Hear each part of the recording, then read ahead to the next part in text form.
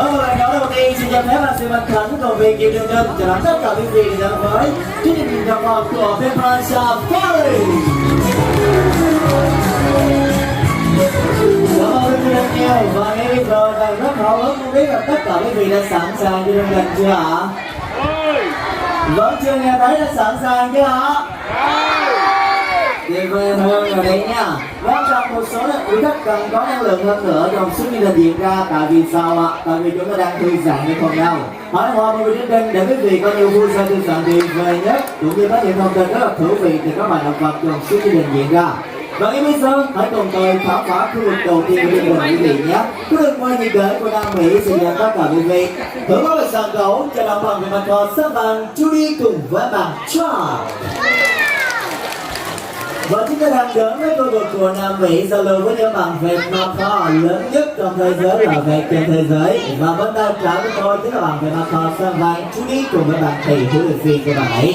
Bên phía bên tay phải huấn luyện viên Thanh cùng với bạn Jack bạn vẹt Macau đỏ cánh xanh. Và con biết đã sẵn sàng để giao lưu với tất cả quý vị hay chưa, cho nên tôi sẽ mời bạn Jack truyền đạt. Jack ấy đã sẵn sàng giao lưu với tất cả quý khách chưa nào. Jack, are you ready for the show? Yes. Tối nay anh bạn đã sẵn găng đồ sẵn sàng rồi đấy ạ. Còn Judy thì sao ạ? Judy, bạn đã sẵn sàng đi giao lưu với tất cả quý khách chưa nào? Lắc đầu ra. Có gì với Judy về Thị ạ? Sao mà lại lắc đầu ạ? Quý vị nói là có đang cần có một tràng thân lớn từ quý vị đi ạ. Hãy vỗ lên dành cho Judy quý vị nhá. Và Judy này vừa rồi là những tràng thân lớn từ quý khách dành riêng cho bạn. Quý vị đã sẵn sàng chưa nào Judy? Bữa nay đã sẵn sàng những tràng mũi tay của chúng ta. Hãy lưu ý về điều đó quý vị ạ. Và Judy này đã sẵn sàng rồi, xin mời bạn hãy xoay vòng để tất cả quý khách có thể tìm được đẹp kỹ xinh vẻ đẹp của mình được không nào? Cùng nhau xoay vòng Judy nhé. Judy cùng nhau xoay vòng nào. Bữa nay đang xoay vòng để thể hiện sắc đẹp của mình đấy ạ. Và với 2 gam màu trên cơ thể, bạn này có tên gọi là vẹt Macau sơn vàng, bởi 2 gam màu đỏ tức là màu vàng ở phần trước ngực và phần xanh ở trên phần lưng quý vị nhé. Và cả đôi cánh cơ bản. Và cùng nhau quan sát vào track, anh bạn cũng đang sở hữu dành cho mình 2 gam màu, đang xoay vòng để phủ điện sắc đẹp của mình. Nhưng trái ngược so với Judy, bạn này sở hữu dành cho mình gam màu đỏ và màu xanh. Màu xanh là chủ đạo trên đôi cánh, cho nên bạn có tên gọi là vẹt Macau đỏ cánh xanh quý vị nhé. Giá bạn này được tìm thấy tại khu vực của Nam Mỹ. Và ngay bây giờ chúng ta sẽ đến với thời gian để các bạn thể hiện tài năng của chính mình. Trên tay của huấn luyện viên Thanh chính là một chiếc gọng nhỏ như thế này. Và khi chúng ta muốn kéo một vật dụng giống như vậy lên, con người chúng ta sẽ sử dụng đôi tay của mình rất là dễ dàng đấy con ạ. Nhưng các bạn này sẽ làm thế nào? Quý vị hãy quan sát thật kỹ và bạn chọn nhé. Đang sử dụng chiếc mỏ của mình để kéo sợi dây lên và cố đây là bằng một cầm cơ bạn rất thông minh được không nào? Và đang nghiên cứu thì các bạn về mặt kho đến từ Nam Mỹ này sở hữu dành cho một trí óc của những đứa trẻ lần 3 và có thể sống đến 65 năm, 75 năm là quý vị nhé. Và ngay bây giờ với ngôn ngữ cái đặc biệt của mình sẽ đưa lên cho tạm biệt đến tất cả quý vị. Đầu tiên là Judy nhé, cùng nhau gửi lên cho tạm biệt và quý khách nhé. Bye bye. Judy năm 7 chào tạm biệt quý vị bằng đôi cánh của mình, còn Jack thì sao ạ? Bye bye. Một lần nữa xong nhé. Bye bye. Xin mời tất cả quý khách cùng nghe một tràng lớn nữa cho Judy cùng với bạn Jack. Thank you. Tạm biệt các bạn đến từ khu vực của Nam Mỹ. Xin mời tất cả quý khách hãy đến với khu vực tiếp theo, khu vực của châu Phi. Khu vực của châu Phi chào đón tất cả quý vị bằng những bạn sữa của mình sáo cực kỳ to lớn đến từ khu vực này. Và ngay sau đây bạn sẽ đến gần với tất cả quý vị là quốc kỳ Grand Prix xéo của mình sáo. Hãy quan sát và bạn sẽ tiến đến gần với tất cả chúng ta. Số 16 là quốc điệu của Nam Phi sở hữu dành cho một đôi cánh có bề dài và rộng lên đến hơn 2 mét. Cho nên đây là một trong những bạn chi la vũ tài lớn nhất tại khu vực của châu Phi. Hãy quan sát và chốt lông màu vàng cam phía trên đỉnh đầu của bạn này và thông qua đó những đặc điểm trên cơ thể. Chúng ta sẽ có câu trả lời dành cho tên của các bạn này tại sao cái tên gọi là xẻo vương miền xám. Bởi vì cái lông màu vàng cam phía trên đỉnh đầu mà quý vị đang quan sát thấy có thể phát ra những ánh sáng lấp lánh dưới ánh nắng mặt trời. Đó các bạn đang sở dành riêng cho một chiếc vương miền thực thụ trong tự nhiên hoang dã. Và đó cũng chính là tên của các bạn xẻo vương miền xám quý vị nhé. Màu xám là màu sắc của bộ lông ạ. Số 1006 dành cho mình 80 đến 90% khoảng thời gian sinh sống ra đời của mình để di chuyển và sẽ bắt ngồi trên mặt đất. Và khi về đi thì em bạn này sẽ di chuyển ra các cành cây cao để có thể nghỉ ngơi trên đó và tránh cái thù của mình về bạn đi quý vị nhé. Với đôi chân khá là dài nhớ bạn này thì di chuyển trên một đường thẳng mà không hề bị mất cân bằng và đôi chân đó không hề sẽ bất tiện dành cho bạn này quý vị nhé. Và ngay bây giờ cùng nhau quan sát về sân khấu và dành cho lời quốc điệu đồng chí một tràng thân là lên cho tạm biệt. Thank you. Đầu tiên là quốc điệu của đồng chí Diệu Phương Miền Sống. Xin mời quý vị sẽ đến với khu vực tiếp theo để chúng ta đến với thời gian tương tác cùng với các bạn động vật. Và tôi cần một tình nguyện viên là người lớn để tương tác cùng với một anh bạn chi là phụ đến từ Nam Mỹ. Có quý vị muốn giao lưu với các bạn không ạ? Đưa tay của mình cao khi nào? Em cần một tình nguyện viên là người lớn thưa quý vị, để bạn này hơi nặng so với các bé ạ. Có quý vị nào nói là số 3 cũng là nguyên với bạn không ạ? Ok, em xin mời. Wow, em xin mời chị ạ. Vâng, có rất nhiều quý khách đang rút tay về chị đi ạ, đúng không ạ? Vâng, em xin mời chị sẽ là tình nguyện viên của chúng tôi nhé. Chị ơi, hãy cùng nhau gắn vào một tí xíu pha hoa vòi di chuyển ạ. Vì em có một lưu ý dành cho mình. Chị có đồng ý chị muốn đồng chuẩn bị cho bạn này một tờ tiền giúp em được không ạ? Tờ tiền giá trị bao nhiêu cũng được ạ, nhưng càng cao càng tốt chị nhé. Chuẩn bị tờ tiền của mình và di chuyển theo huấn luyện viên Trang, bạn ấy sẽ là hỗ trợ viên của mình bên trên đó. Ok, quý vị còn lại chúng ta cùng nhau dành cho chị em một tí xíu thời gian nhé, để chị có thể chuẩn bị tờ tiền để làm quen cùng với bạn Việt đến từ khu vực của Nam Mỹ. Chỉ có làm di chuyển cho bạn Trang và bạn ấy sẽ hướng dẫn mình làm gì cho bước tiếp theo ạ. Đến cái đầu vị đó, chị Vũ Long gấp đôi tờ tiền của mình lại 2 lần. Cầm một góc nhỏ bên cánh tay trái, đưa ngang vai và thẳng tay giống như vậy ạ. Mình đã sẵn sàng để giao lưu với các bạn chưa ạ? Tôi thật tươi nào vì có rất nhiều camera đang hướng rồi quý vị, và đặc biệt là chị đi nha. Sáng nay mình sẽ là người nổi tiếng chị nha. Và thưa quý vị, ngay bây giờ cùng nhau quan sát về sân khấu thì đó các bạn Việt đến từ khu vực của Nam Mỹ. Các bạn Việt mà có tên là Ricky. Ricky là bạn Việt đỏ đôi dài tại khu vực của Nam Mỹ và xin đến gần hơn với tình nguyện viên của mình. Sẵn sàng từ Ricky, let's go. Đã tiếp cận với tình nguyện viên, anh bạn đang góp tờ tiền và bay về huấn luyện viên. Và tờ tiền này di chuyển vào. Bỏ vô túi à. Anh bạn vừa bỏ tờ tiền vào trong túi huấn luyện viên chúng tôi, giá trị là bao nhiêu vậy ạ? 200.000 đồng. Và chị ơi, cảm ơn chị rất nhiều với tờ tiền ạ. Anh xin mời một vị tình nguyện viên nữa nào, với khách mình có giao lưu với bạn nữa không ạ? Đưa tay của mình cao này giúp em nào. Lúc nãy có vài cánh tay nhưng bây giờ thì không nữa rồi ạ. Anh sẽ mời anh áo đen của mình trên ạ. Vâng, chuyển lành đi ạ. Muốn Long chuẩn bị tờ tiền giúp em, giá trị bao nhiêu cũng được, 200.000 hoặc 500.000 đồng tốt rồi nha. Chuẩn bị tờ tiền của mình và di chuyển các bạn thân, bạn sẽ là hỗ trợ viên của mình ở bên trên. Với một góc đôi tờ tiền của mình lại hơn lần nào. Góc nhỏ, đầu góc nhỏ tiền của mình bên cánh tay trái đưa ngang vai thế này ạ. Và những quý vị còn lại với đồng ngồi xuống giúp tôi một điểm nhé, để bạn xác định đúng cho miền viên của mình. Sẵn sàng từ Ricky, let's go. Anh bạn đã tiến đến gần hơn với miền viên thứ hai, đang góp tờ tiền và bay về huấn luyện viên của anh bạn. Và tờ tiền của anh cũng được di chuyển vào. Giá trị là 100.000 đồng. Và anh ơi, anh có đồng ý tặng 100.000 này cho bạn Việt không ạ? Anh ấy đã giật tay, ok, đồng ý. Còn tình nguyện viên đầu tiên thì sao ạ? Các tình nguyện viên đều rất là phóng nói là đồng ý, nhưng nếu nó không thì em cũng không trả lại rồi. Ok, anh chỉ đồ tí xíu thôi nha, để các tờ gì đó mời anh mở ra bàn tay của mình hưởng lên thế này. Anh sẽ tự động trả lại tờ tiền cho anh và tặng kèm thêm một phần quà nữa đi ạ.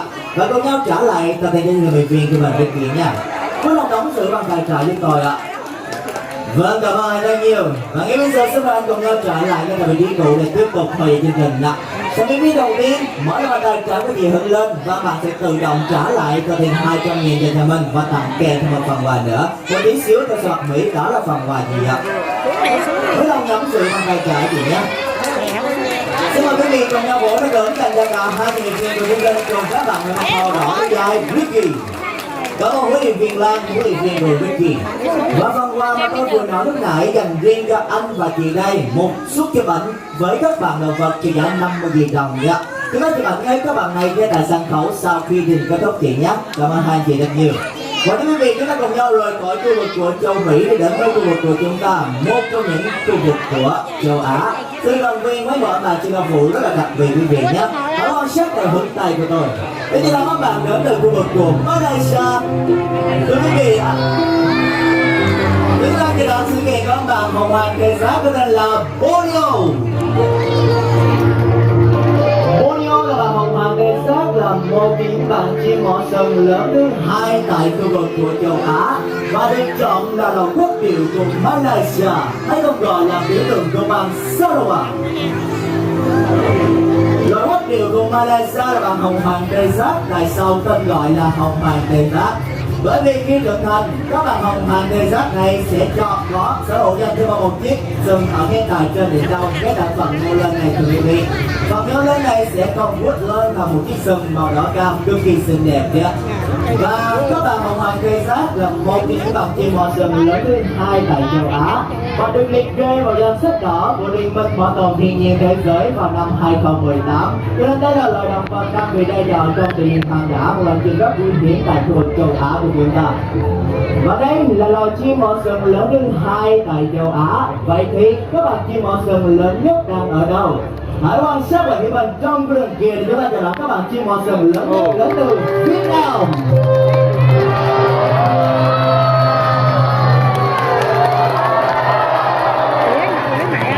Quý vị đang chờ đón các bạn chim mỏ sừng lớn nhất tại châu Á của chúng ta đến từ khu vực của Việt Nam thưa quý vị. Có thể nó nắm có lần từ giờ của mình nghe tại đường không trung, đó chính là bạn Hồng Hoàng cho nên là Joy Anh. Và phía bên dưới chính là bạn Hồng Hoàng cho nên là Jumbo. Cái di chuyển bằng đôi cánh thì rất quen thuộc với chúng ta, còn khi di chuyển bằng đôi chân thì như thế nào? Hãy quan sát và Jumbo quý vị nhé. Các bạn di chuyển bằng cách nhảy theo đường xích sắt, đó là cách thức di chuyển trên bàn di chuyển bằng đôi chân của mình. Các bạn Hồng Hoàng hay còn gọi là Phượng Hoàng Cấp để được truyền thuyết của Việt Nam. Các bạn Phượng Hoàng để được truyền thuyết của chúng ta. Sở hữu dành cho một chiếc mỏ rất là to lớn được cấu tạo từ chất keratin, một số trồng tóc và một tay con người. Từ chiếc mỏ này rất là nhẹ nhàng so với thứ mà quý vị đang quan sát thấy. Bên trong chiếc mỏ chính là cấu trúc đầu ong rộng, chiếc mỏ rất là nhẹ nhàng quý vị nhé. Và một khách sạn thì các bạn này sẽ chọn và kiểm tra cho mình những chiếc cẩu để chuẩn bị cho quá trình sinh sản. Thế bây giờ quý vị quan sát vào trong bầu, các bạn sẽ chọn cho mình vị trí như thế nào và cho mình chiếc cẩu như thế nào trong một sinh sản quý vị nhé. Đang đến gần hơn cho một hôm cây và chúng tôi sẽ nhận định đó là những chiếc cẩu các bạn này trong tự nhiên hoang dã thưa quý khách. Kiểm tra cho mình từng chiếc cẩu trong tự nhiên, xác định được vị trí của mình, các bạn sẽ di chuyển bên trong đó để làm cẩu nhé. Và sau rồi xong rồi chúng ta cùng nhau trở lại từ vị trí của mình để di chuyển vào bên trong của đường của bạn nhé. Có vẻ như bà Hồng Hoàng trọng của chúng ta vẫn chưa chiếc cẩu mà bạn vừa kiểm tra lúc nãy. Các bạn sẽ trở lại khu đường của mình để kiểm tra và chọn cho mình chiếc cẩu phù hợp hơn. Hãy cho một trận lớn cho tạm biệt Jumbo. Let's go back home. Bye. Tạm biệt Jumbo và quan sát về Joy Anh thưa quý khách. Joy Anh là bạn Hồng Hoàng Trống hay còn gọi là Phượng Hoàng Trống, có một nhiệm vụ rất thiêng liêng trong mùa sinh sản. Tại vì sao tôi dùng từ là rất thiêng liêng ạ? Bởi vì các bạn Phượng Hoàng mãi khi đã chọn được cho một chiếc tàu phù hợp, cô nàng này sẽ di chuyển vào bên trong cái hông cây đỏ, dùng hoàn toàn bộ lông của mình để chuẩn bị cho quá trình sinh sản. Và đặc biệt cô này sẽ cắt chọn chiếc tàu của mình lại chỉ độ cao hở từ 5 đến 10 cm thôi nha. Và các bạn Hồng Hoàng Trống của chúng ta, các ông bố Phượng Hoàng, các bạn này sẽ ở bên ngoài được mang những chuyện về nuôi sống gia đình của mình và các bạn sẽ bảo vệ gia đình của mình ở phía bên ngoài. Các bạn làm điều đó một mình từ 3 đến 6 tháng là quý vị nhé. Một quá trình cực kỳ dài để các bạn chỉ là phụ trong tự nhiên hoang dã. Và các bạn có đặc tính cực kỳ chuẩn bị với bản tình của mình quý vị nhé. Ngay bây giờ chúng ta cùng nhau quan sát vào Joy Anh. Các bạn sẽ sao bắt ngồi như thế nào với những con to lớn như vậy? Tôi đang chuẩn bị cho bạn một con mồi. Và con mồi này sẽ di chuyển vào trong không trung. Quan sát các bạn sẽ sao bắt ngồi như thế nào nhé. Sẵn sàng chào Joy Anh. Một hai vào, let's give it guys. Come on. Quý vị, trong thời gian hoang dã, các bạn này sẽ sắm bắt con mồi của mình như vậy và khi con mồi cho đạo di chuyển xuống mặt đất thì bạn sẽ tiến ngay thẳng đến và bắt lại con mồi của mình. Đây là một trong những quá trình các bạn sắm bắt trong thời gian hoang dã. Như đây các bạn Phượng Hoàng của chúng ta đến từ châu Á. Hãy dành các bạn này một tràng lớn để cho tạm biệt Giant. Let's go back home. Bye bye. Các bạn Phượng Hoàng của chúng ta đến từ châu Á, trong đó có cả Việt Nam. Và nếu quý vị may mắn có thể tìm thấy các bạn này ngay tại Hồ Đậu Ngọc Phú Quốc của chúng ta trong TV của Bình Vân Safari với hình tự do cực kỳ xinh đẹp quý vị nhé. Ok, ngay bây giờ chúng ta cùng nhau tạm biệt các bạn Phượng Hoàng đến từ Việt Nam. Hãy đến với tôi một lần nữa. Và lần này tôi mời quý vị đến với khu vực phía Bắc để giao lưu với mọi bạn chuyên vụ tiếp theo. Đó là ai? Hãy quan sát về phía sau cả đây.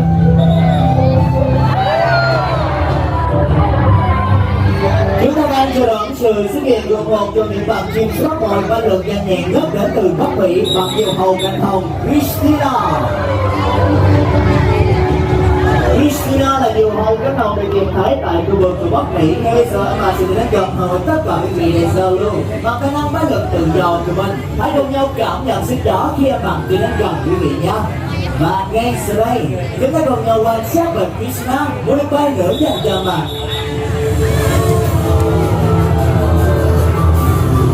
Diều hầu cánh hồng là một trong những sát thủ bay lượn nhanh nhẹn nhất trong không trung tại khu vực Bắc Mỹ.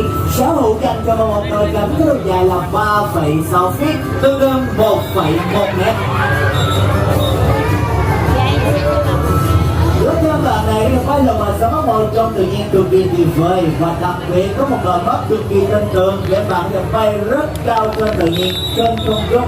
Để sau đó được con ngồi như vậy, các bạn phải quan sát thật kỹ quý vị nhé. Và để đảm bảo được cuối mục của chúng ta được di chuyển cũng như là hoàn thành trong thời gian liền rồi, chúng ta cuối lòng đừng dùng tay của mình để chạm lá bạn ấy sẽ làm bạn sợ hãi quý vị nhé. Và khi đó một móng vuốt các bạn sẽ bó chặt vào tay của chúng ta và khi đó sẽ rất nguy hiểm dành cho tất cả quý vị. Bởi vì các bạn huấn luyện viên của chúng tôi muốn tương tác với bạn này thì mau găng tay đôi giày làm 3 lớp bằng da thật để bảo vệ đôi tay của mình. Và lên tay nữa dành cho Christina của chúng ta.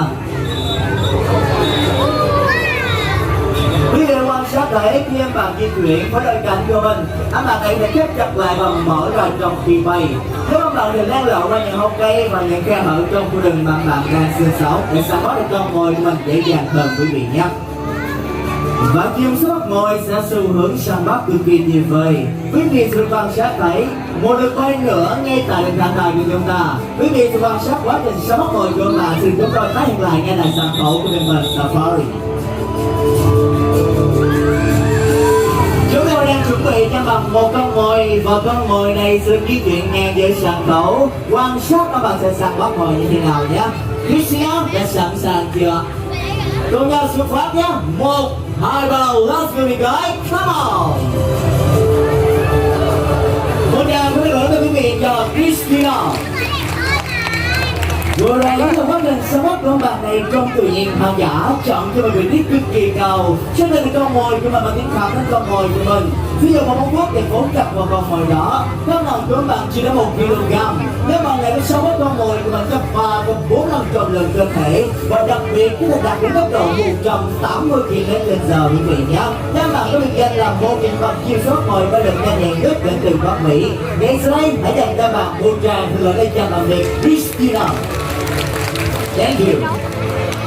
Đó chính là bằng diều hâu, một trong những bằng chiên soát mồi bay lượn nhanh nhẹn nhất đến từ Bắc Mỹ. Hãy cùng nhau đá lên khu vực này một tí xíu, chúng ta sẽ đồng quen và giao lưu với mọi bằng chiên soát bắt mồi nữa. Và đây là một trong những bằng chiên soát bắt mồi lớn nhất tại Bắc Mỹ. Hãy quan sát theo hướng tay của tôi. Khi đó các bạn đây vào đầu trận, cái tên là Stella.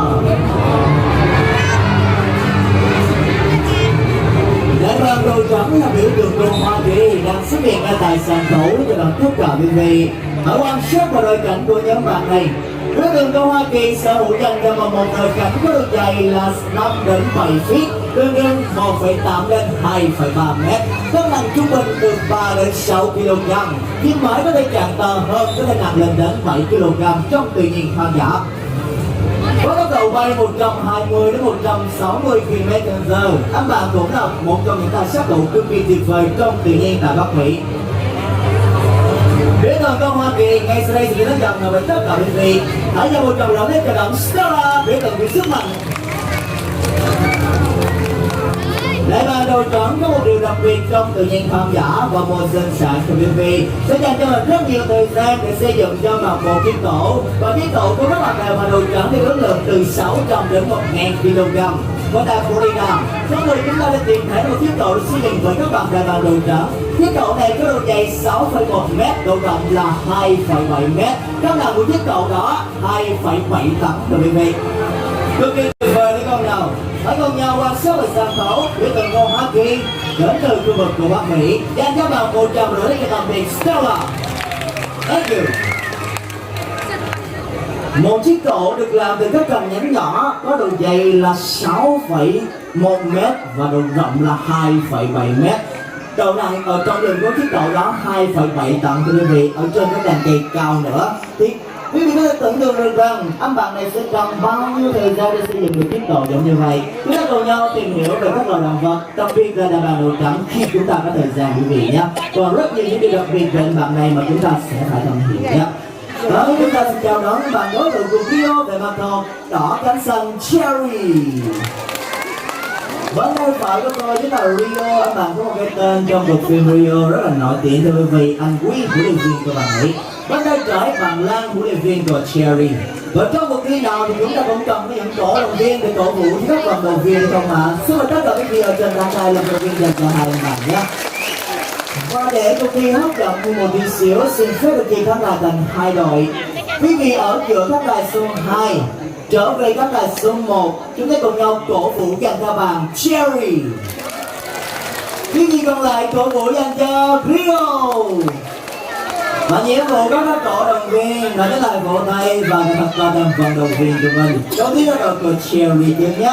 Tôi sẽ đếm 1, 2, 3 để quý vị thể hiện tinh thần chiến đấu của đội mình bằng cách vỗ tay và thật to đồng vận động viên đó chính là Cherry. Sẵn sàng chưa? 1, 2, 3. Cherry, Cherry, come on. Wow, rất tuyệt vời là Cherry ạ. Hãy quan sát và còn là địch đối thủ của chúng ta đội của Rio. Sân Rio có bằng năng lượng với đội nhà của mình Cherry còn nhé. Sẵn sàng chưa? Thể hiện tinh thần chiến đấu của mình nào. 1, 2, 3. Rio. Cũng tuyệt vời rồi nhưng thật kém một tí xíu. Hãy cần là Rio năng lượng hơn một tí nha. Xin mời tất cả quý vị chúng ta cùng nhau đỡ với cuộc thi và lần này quý vị vỗ tay toàn nhất có thể cổ vũ dành cho mọi vận động viên. Sẵn sàng chưa ạ? 1, 2, 3, bắt đầu. Vỗ tay nào quý vị ơi, để coi vận động viên của mình bắt đầu. Rất nhiều chủ đề là bảo vệ môi trường đó mà ra chữa cho các bạn vận động viên của mình đó. Một lần nữa quý vị cho Cherry. Rất tuyệt vời ạ. Dạ. Tại sao không công bằng ạ? Huấn luyện viên của Rio khiếu nại là Cherry đã sang làm việc gì ấy với chuyện viên dành quý vị. Có đúng hay không Rio ạ? Và Rio thì yes.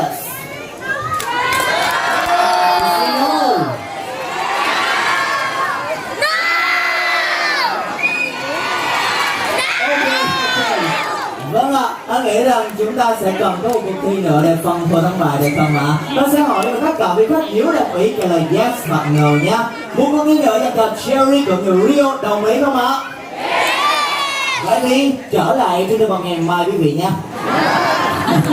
Ok, chúng ta cùng nhau đến với cuộc thi thứ 2 ngay sau đây và ngay bây giờ quý vị sẽ vỗ tay to nhất có thể để cổ vũ dành cho các vận động viên của mình. Một cuộn giấy nguyên liệu để nhanh phần theo thắng bại quý vị nhé. Xin mời các vận động viên hãy cùng nhau vào vị trí nào. Sẵn sàng chưa? 1, 2, 3, bắt đầu.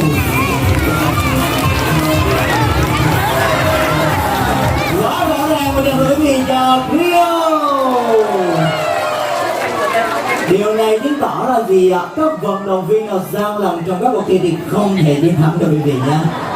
Nếu mà Cherry cũng rất cố gắng không nào dành cho bạn 100 lượt để cầu vũ cho Cherry.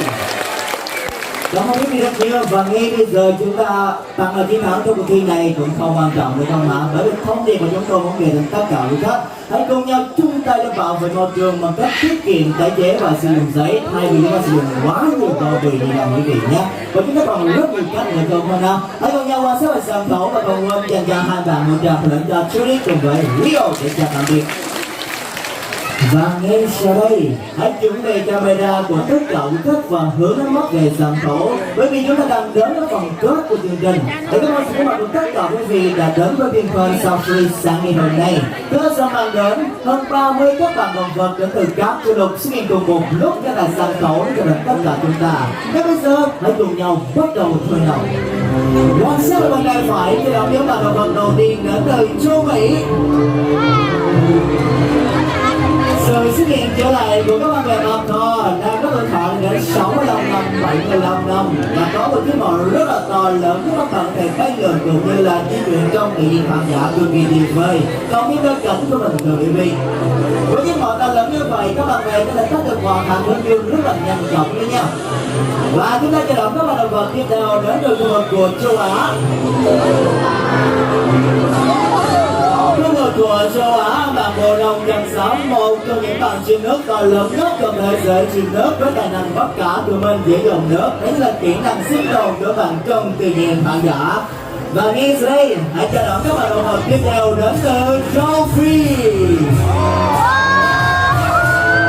Khu vực của châu Phi chào đón tất cả các bạn chim nước đến từ khu vực của châu Phi. Các bạn cầu bóng kia cầu bóng châu Phi, nhớ mà là lớn nhất đang di chuyển phía sau các bạn Giang Sen đến từ Việt Nam. Vẫn chưa hết đâu ạ. Sự kiện đặc biệt cuối cùng các bạn mời cùng Hà Binh, các bạn bồ câu vua.